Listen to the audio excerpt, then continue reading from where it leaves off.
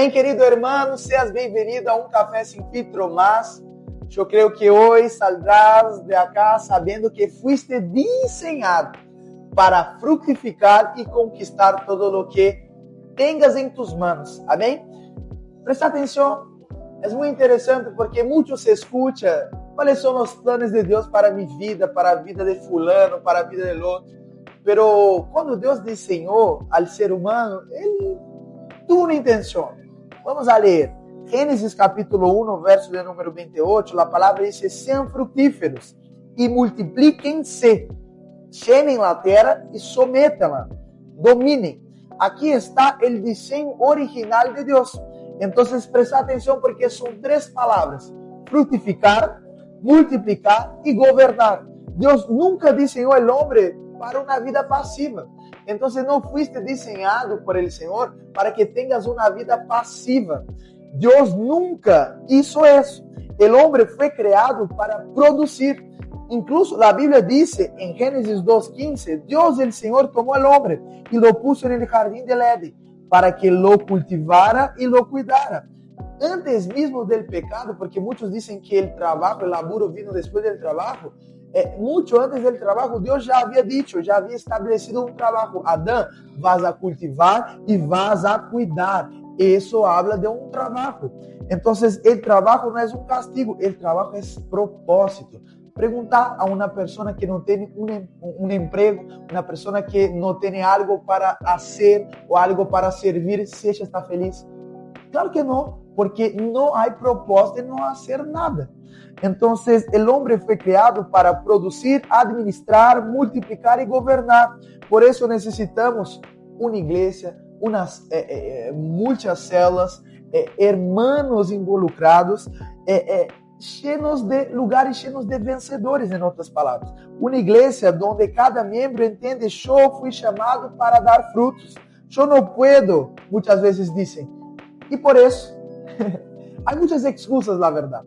E hoje eu quero mencionar as excusas mais famosas de aquele que lidera uma célula ou daquele que está em alguma posição de liderazgo. Vamos comigo?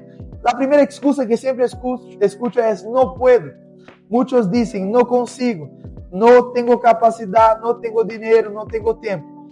Mira, o primeiro, não puedo. Filipenses capítulo 4, verso número 13. Todo lo puedo en aquele que me fortalece. O segundo, que dizem: sou ilimitado. 2 Coríntios 12, 9 diz: mi poder se perfeccione en la debilidad, en tu limitación. Entonces, tu debilidad no es el final. Tu debilidad no es el escenario terrible donde vas a perder. Es el escenario perfecto donde Dios va a actuar y manifestar su poder. Tercera excusa: no tengo capacidad, me dicen. 2 Coríntios 3:5 dice: nuestra competencia proviene de Dios. Después dicen: no tengo dones. Dios no me dio el don para hacer, para liderar, para ser anfitrión, para hacer aquello, qué sé yo. 1 Pedro 4:10 dice: cada uno ponga al servicio de los demás el don que haya recibido. Entonces todos han recibido un don. Si tienes un don, el problema muchas veces no es tener o no tener, porque de hecho tenés el don. Es que no lo usamos. Después, próxima excusa: Guiche, no tengo tiempo.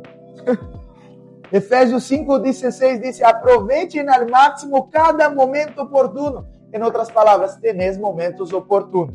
No es falta de tiempo, es falta de prioridad. Después, no tengo dinero. Es un clásico eso, es un clásico. Y mira lo que dice la palabra en 2 Coríntios 8:9. Aunque era rico, por causa de ustedes se hizo pobre, para que mediante su pobreza, ustedes llegaran a ser ricos. Es impresionante. Ahora yo voy a dar una excusa que para mí es como el lápiz. Entonces, cuando me dicen: no tengo dinero, no tengo ganas, no tengo tarará, parará, llega al punto de no tengo voluntad. Filipenses capítulo 2, verso 3. Dios es quien produce en ustedes tanto el querer como el hacer en otros aspectos. Hasta la voluntad Dios te lo va a dar. Todo lo que dices que no tienes, Dios ya aprovechó en Cristo Jesús o quiere producirlo dentro de ti. El problema no es la promesa, porque Dios liberó muchas promesas para nosotros. El problema siempre va a ser nuestra fe en intentar y seguir el propósito, lo cual el Señor ya puso adentro nuestro, y eso incluye obviamente los desafíos. Y aquí está el punto central. Puedes escuchar las promesas y aún así no creerlas. Eso fue exactamente lo que pasó con Israel. La Biblia dice en Hebreos 4:12, no les sirvió de nada porque no la acompañaron con fe. En otras palabras, ellos tenían milagros, maná que caía del cielo, ellos tenían ropas que no se desgastaban, ellos tenían una nube que guiaban por la mañana y por la noche, ellos tenían todo, una roca que de ella salía agua potable, o sea que se podía tomar tranquilamente. Ellos tenían milagros, dirección, provisión, palabra profética, pero murieron en el desierto. ¿Y por qué murieron en el desierto? Por lo que el autor de Hebreos dijo, porque ellos no crecieron, porque ellos escucharon, y muchas veces escuchar no es suficiente, hay que creer. Hay dos tipos generalmente de personas cuando hablamos de fe. Había dos grupos en el desierto y hoy día también hay dos grupos. Los que no creyeron, o sea, básicamente vieron los gigantes, retrocedieron, tenían promesas, murmuraban, vieron más los problemas que las bendiciones. Pero la Biblia dice, 1 Corintios 10:5, a respecto de aquellos que no creyeron, que es el primer tipo de persona que estoy mencionando. 1 Corintios 10:5 dice, sus cuerpos quedaron tendidos en el desierto.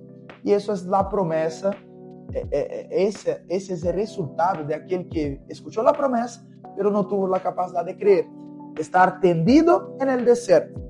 Y después tenemos el segundo ejemplo, la segunda personificación de lo que estoy dando el ejemplo, Josué y Caleb. Ellos vieron los mismos gigantes, pero tenía otro espíritu. Decí conmigo, otro espíritu.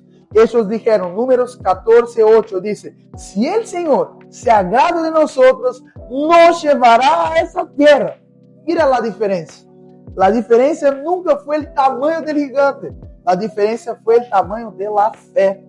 Entonces, hoy yo quiero decir, si de verdad crees que el Señor está con vos, si de verdad crees que fuiste diseñado para fructificar y conquistar, tienes que tener una fe prevalecente. Tienes que creer aún en medio de las tribulaciones. Tienes que elegir la fe en medio del desierto para que no te quedes tenido en el desierto. Déjame decirte una cosa. Fuiste diseñado para conquistar, gobernar, avanzar, crecer, y todo eso ya está disponible bajo las promesas de Cristo. Amén. Para finalizar, yo quiero decirte que, de hecho, el Señor está generando promesas en tu interior. Todos nosotros escuchamos promesas de Dios, así como el pueblo de Israel, todos escucharon las mismas promesas, pero algunos dudaron y otros conquistaron.